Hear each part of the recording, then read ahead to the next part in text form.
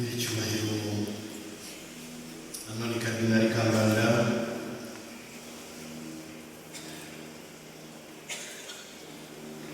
umushumba wa Diyoseze ya Kigali, abanyacyubahiro b'Episkopi muri hano ndetse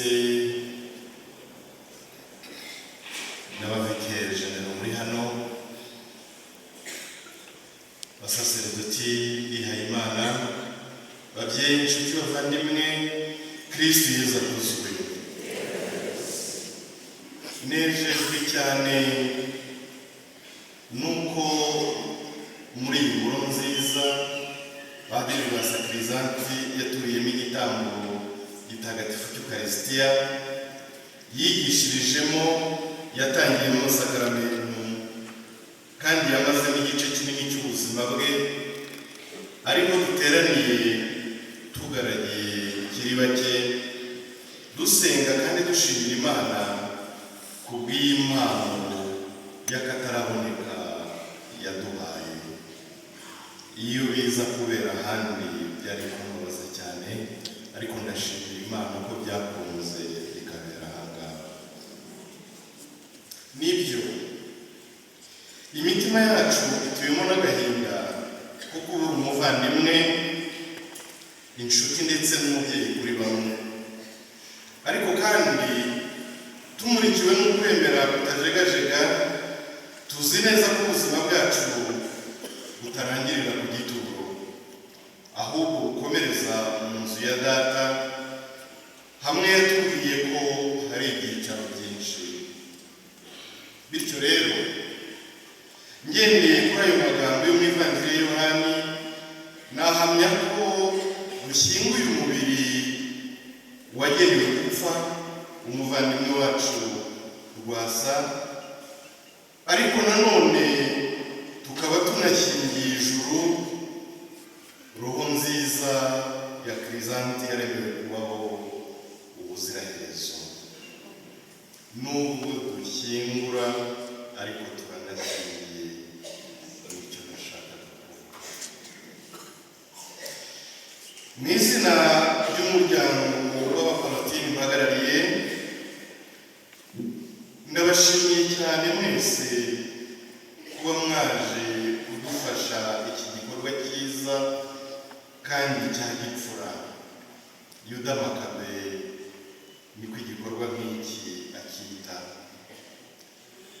Ndabashimiye cyane by'umwihariko nyiricyubahiro Anoni Kardinali Kambanda waje kudufasha guherekeza umuvandimwe wacu, ariko akaba ari n'umwana wanyu, kuko yari umupadiri ukorera ubutumwa kandi wakoreye ubutumwa muri Diyoseze mwarangijwe, yahakoreye igihe kirekire.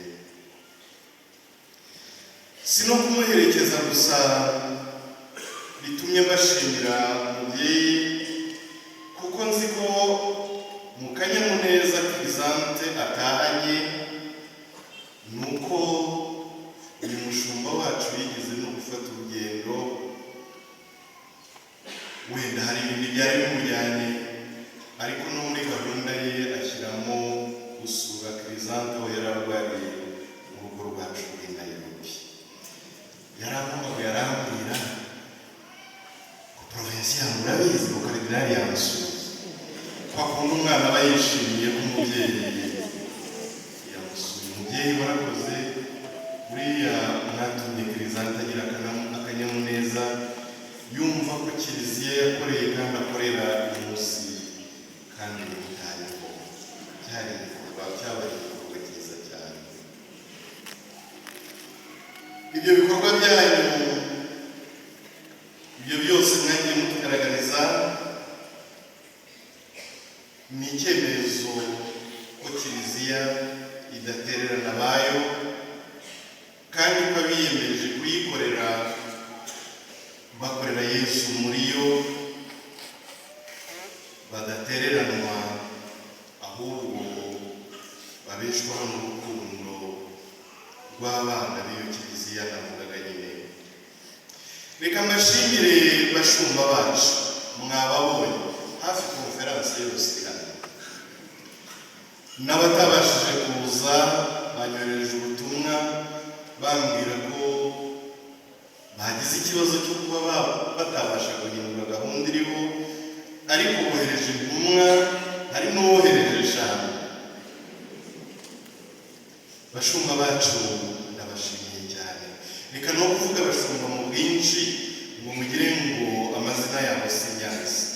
Nimunyemerere mbahagurutse banabasuhuze, mumenye ko burya tunezezwa no kuba muri kiliziya bayoboye uko batwitaho rwose. Reka mpere ku murongo, mpere kuri Musenyeri Yohani Mariya Vianney Twagirayezu, umushumba wa diyosezi ya Kibungo, n'abasuhuza inshuti z'Imana, namwe ku kanyamuneza mu kuvuga.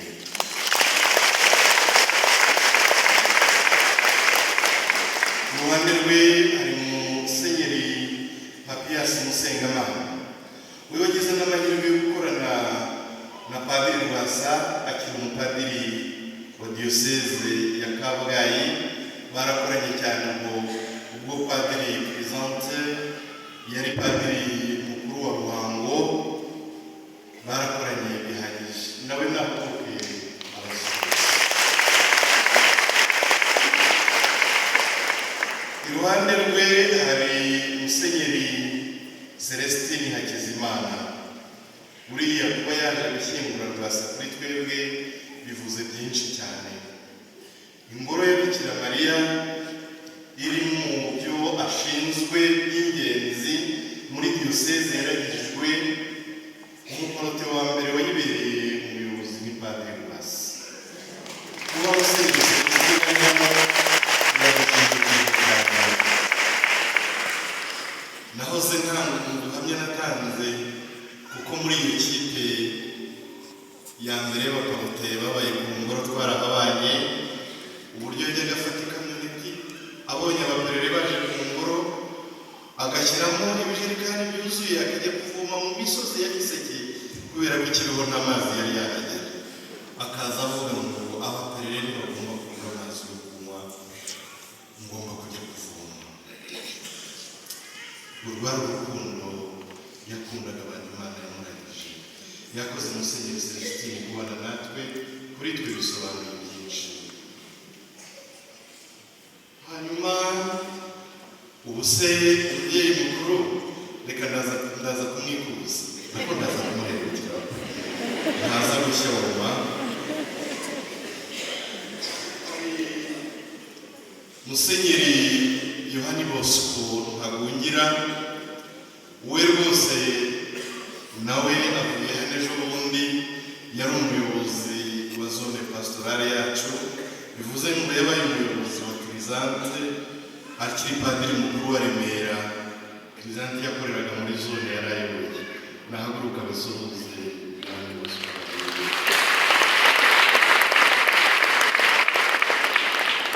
Umukurikiye ni Musenyeri Edouard Sinayobye, muzi cyane, nawe afitanye umubano wihariye na Padiri Rwasa. Iyo tuza kubona akanya tukamuha ubuhamya, nawe yari kutubwira ndetse kuva mu busore bwabo bari baziranye. Ariko ubwo tutabonye uwo mwanya, nadusuhuze gusaba biraba biduhagije. Musenyeri Edouard,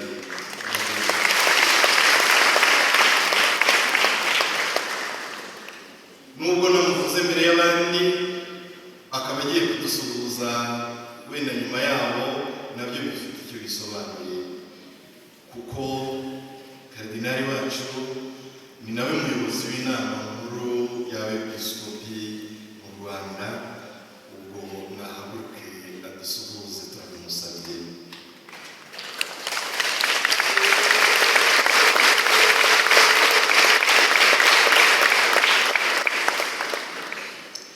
Nabavugaga mu bwinshi rero abashumba bacu, mbashimira kubera ko babashije kugera hano, bakaba banahagarariye abatabashije kuhagera, ariko bambwiye ko bari kumwe natwe mu isengesho. Babyeyi, kuba hano kwanyu ni icyemezo gikomeye,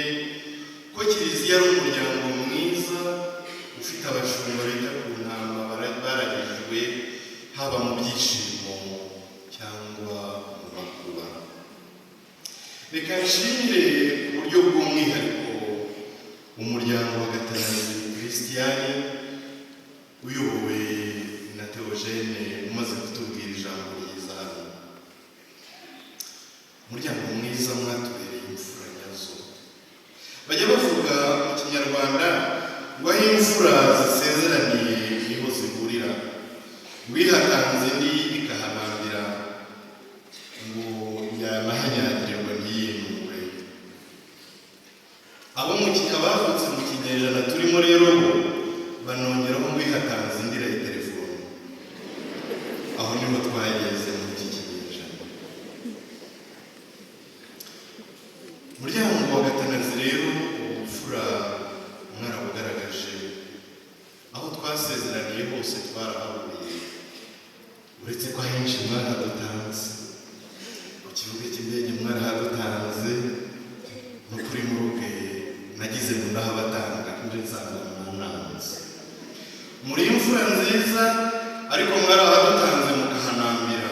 Sinzibagirwa ririya joro twanambiye ku kibuga cy'indege dutegereje umubiri w'umuvandimwe wacu, nk'uko za mfura umunyarwanda yazivuze, imvura ikatunyagira tukanamba. Ufite agakota agatwikira undi, ufite umutaka agatwikira undi, kuko baduhamagaraga buri kanya. Kugama ntibyashobokaga. Oui, je crois l'amour implique le sacrifice. Urukundo nyarukundo rusaba ubwitange komeza rwose. Mwaritanze, twaritanze, ariko kwaba kugira ngo umuvandimwe wacu atugireho amahoro, tugire n'ibyishimo byo kuba tumuherekeje mu cyubahiro. Umuryango wa Gatanazi rero muraho gushimirwa cyane.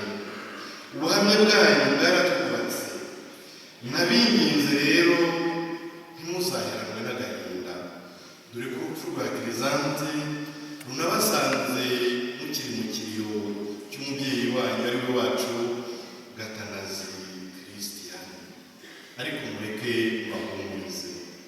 Umuhanga yabivuze neza agira ati, il y a quelque chose plus fort que la mort, c'est la présence des absents dans la mémoire des vivants. Ngo hari ikintu kirusha imbaraga urupfu. Ni urwibutso rw'abo tutakibona mu rwibukiro bw'abakiriho. Bityo rero rwasazagumye ature mu rwibukiro bwacu, binyuze mu bikorwa byiza twumviye ahangaha yaharaniye cyane umunsi ku wundi. Urukundo rwa Kiliziya mujye murumwibukiraho, ubutabera, amahoro n'urukundo mujye mubizirikana. Nibwo buryo bwiza bwo kuzatuza Kirizante mu mitima yacu ubuziraherezo.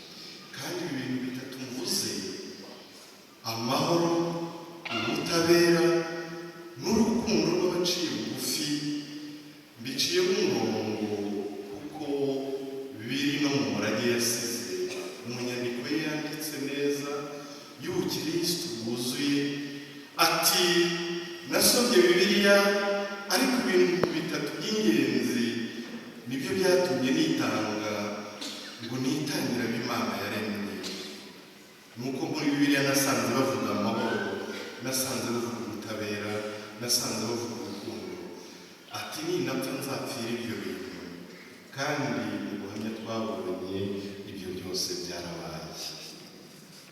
Kugira ngo tumutuze iwacu mu mitima, ibyo natwe bigomba kuturanga, kuko ibyo byo ntibipfa, n'ubwo umubiri wa nyirabyo wapfa. Reka noneho nibwirire umuryango mugari w'Abaparotini. Ndababona muteraniye ahangaha, mwe ndumva mvuze icyo nababwira.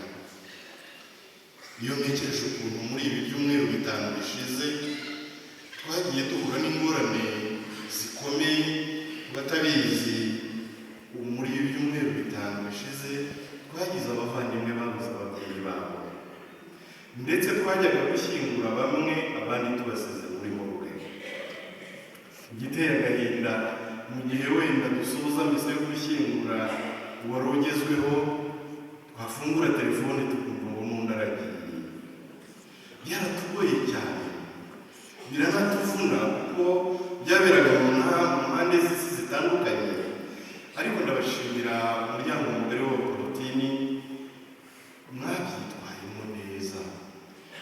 Nta muvandimwe wacu, nta n'umubyeyi w'umuvandimwe wacu wavuye muri iyi si yicuza impamvu yaduhaye impanuka, kandi icyo ni ikintu cyiza cyane.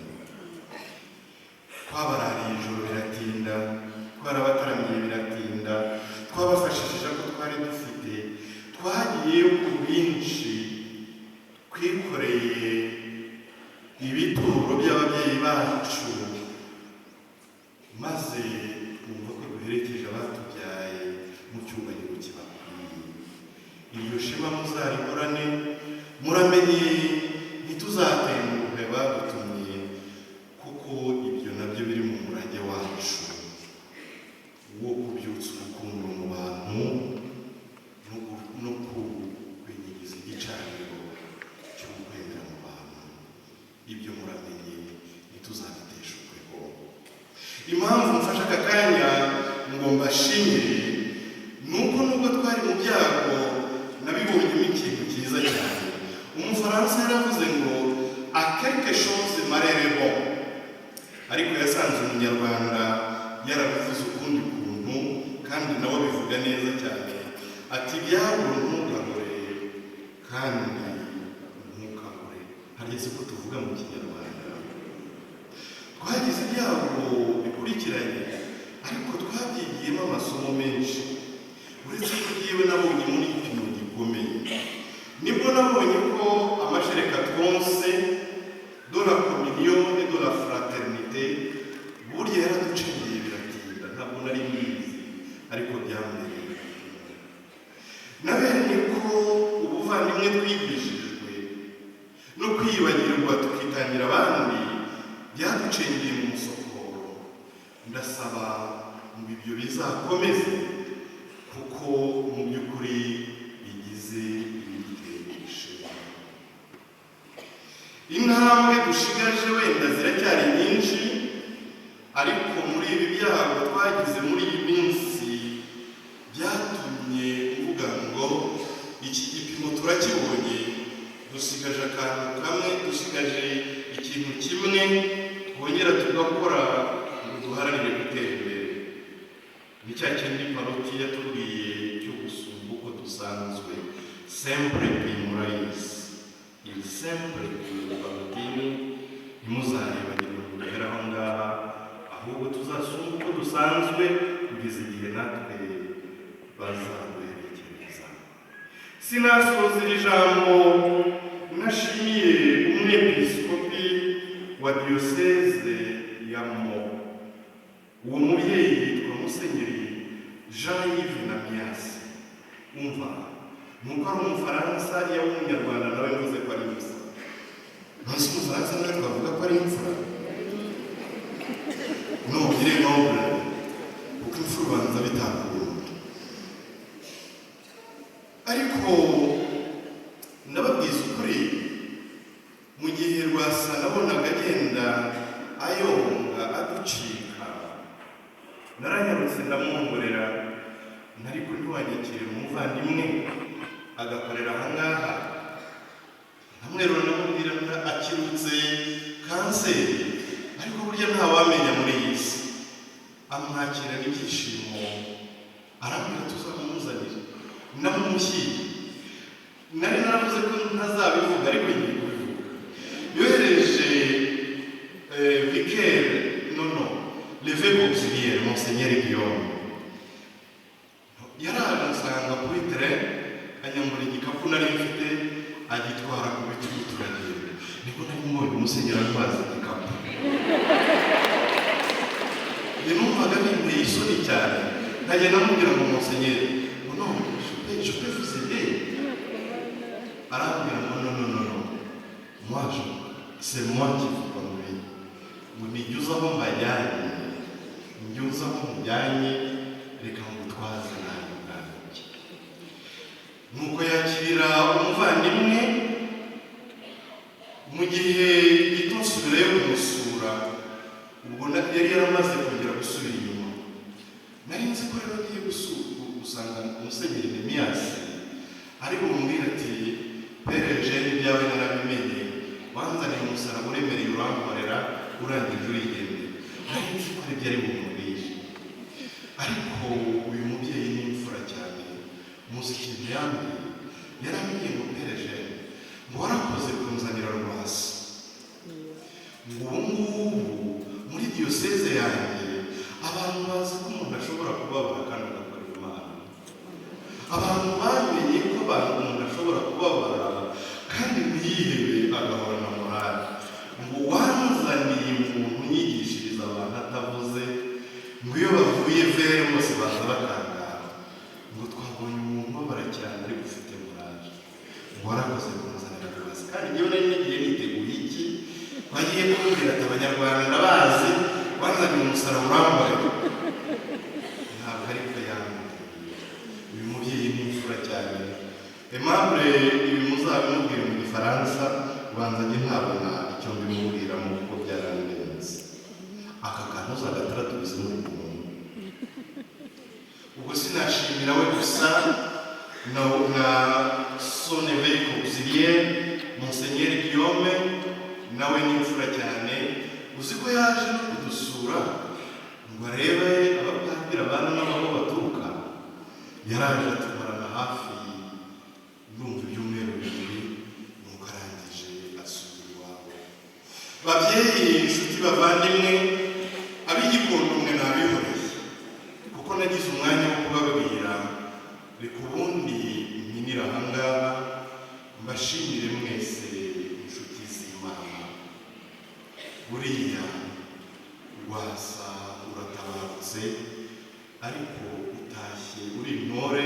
Muri intore gusa uri n'ishuri, kuko ni ishuri twigiramo kuba abapadiri bavunika ntibatake, barwara ntibirize, baha ubutumwa bakabukora kugeza ku gitonyanga cya nyuma cy'amaraso yabo.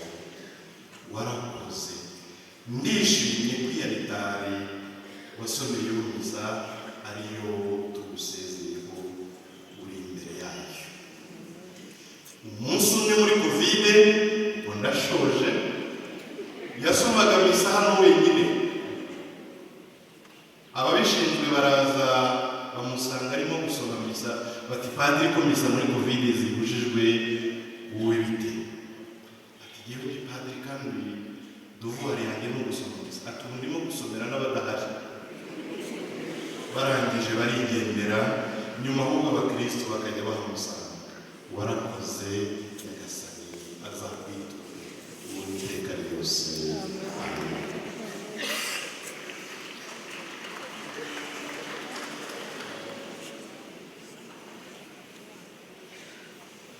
Umwanya tugiye gutega amatwi ijambo ry'umwepiskopi wacu.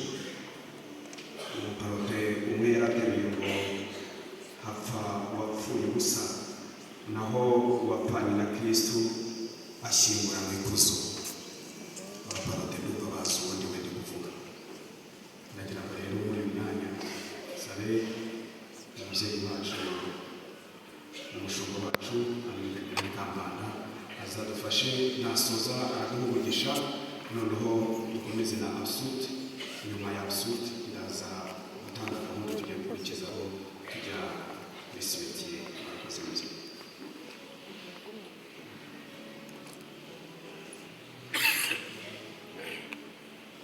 Nyiricyubahiro Episkopi, basaseredoti, cyane cyane abapadiri ba Torotini, umuryango wa Padiri Kirisante, bakristu bavandimwe, kugira ngo mu izina rya Diyoseze ya Kigali no mu izina rya Kiliziya mu Rwanda, Padiri Kirisante yakoze ubutumwa mu madiyoseze anyuranye: Kigali, Kabgayi, Gikongoro.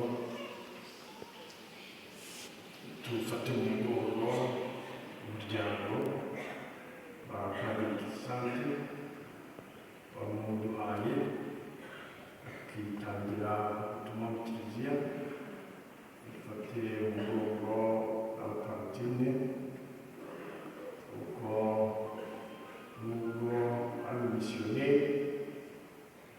ntabwo yabaye misiyoneri gusa mu mahanga, abana misiyoneri hano iwacu.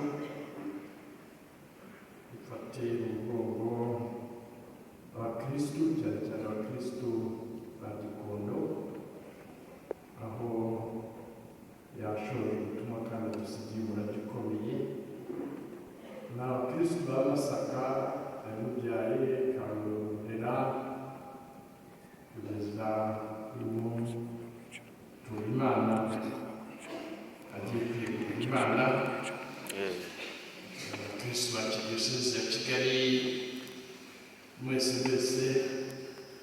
kugira ngo nubwo tubabaje ko batuvuyemo, ariko dushimire Imana yari yarabaduhaye, ikaba yabayisubije maze gusohoza ubutumwa yari yarabageneye. Dushimire Imana ibyiza byose yakoze, yayikoresheje, yayibereye amaboko mu kubaka kiliziya ye, mu kwamamaza inkuru nziza. Ndagira ngo mbonereho gushimira umuryango wa Palatini ku butumwa bukora, ari na mwaduhaye Padiri Crisante